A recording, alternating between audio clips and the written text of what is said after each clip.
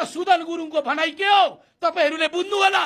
जेठ 19 गतेको फाइल खोल्नु भनेको हाम्रो पृथ्वी पथको अन्त्य गर्नु हो। तपाईहरू पत्र के यत्रो हाना भन्छस् पृथ्वी पथको अन्त्य हुनु हो भनेर?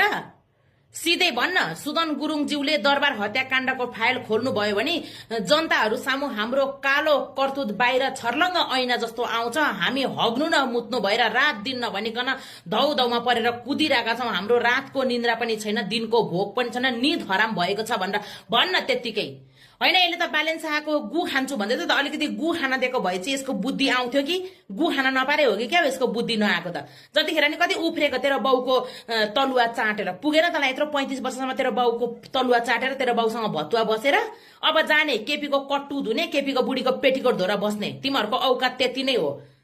डरले छुलछुल मुद्दै टाङमुनि पुछार हालेर कुदिरहेको छौ तिमीहरू। अब चाहिँ यो के अरे गुरुङको छोरो आएर फाइल खोल्ने भयो। हामीले दरबार हत्याकाण्डमा हाम्रो हात छ, हामीले गर्दाखेरि दरबार हत्याकाण्ड भएको, हामीले चुस्न र लुट्न पाउँछौं, देश धुत्न पाउँछौं, देशलाई एमसीसी पास गरेर दिन पाउँछौं भनेर दरबार हत्याकाण्ड मचाइहाल्यौं, दरबारको हत्या गरिहाल्यौं, त्यत्रो परिवारहरूको हत्या गरिहाल्यौं।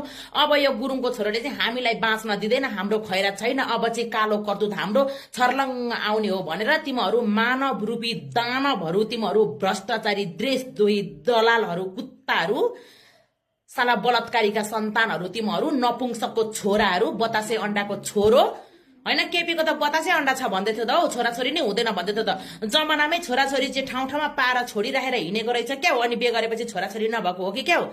साला बोल्न आउँदो रहेछ, भुक्न आउँदो रहेछ। अस्ति नै त झापाबाट जित्यो भने बालेनको गु बालेनकै अगाडि खान्छु भन्दै थियो, किन पाइनस्?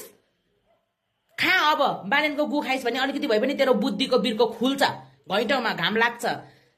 कुकुर अब चाहिँ देश लुट्न नपाइने भयो, जनताको आँखामा छारो हाल्न नपाइने भयो भनेर डरले के साह्रो मर्न खोजेको हौ तिमीहरू, के साह्रो मर्न खोजेको? सुदन गुरुङज्यू, यो तपाईलाई च्यालेन्ज छ कि दरबार हत्याकाण्डको फाइल तपाईले खोल्नुपर्छ। त्यस पछाडि मदन भण्डारी हत्याकाण्डको फाइल पनि तपाईले खोल्नुपर्छ। यो चुतिया भ्रष्ट देश दलालहरूलाई देशबाट निकाला गर्नु